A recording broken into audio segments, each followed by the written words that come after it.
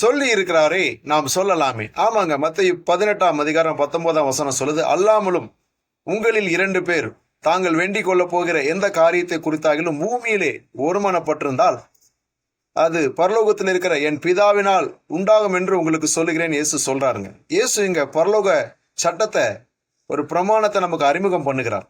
பூமியில என் ஜனம் தோல்வியா இருக்கிறத நான் விரும்பல, என் ஜனம் வெற்றியா வாழ்றத நான் விரும்புறேன்னு சொல்லிட்டு பரலோக காரியங்களை நமக்கு ரகசியங்களை சொல்லி கொடுக்குறாருங்க.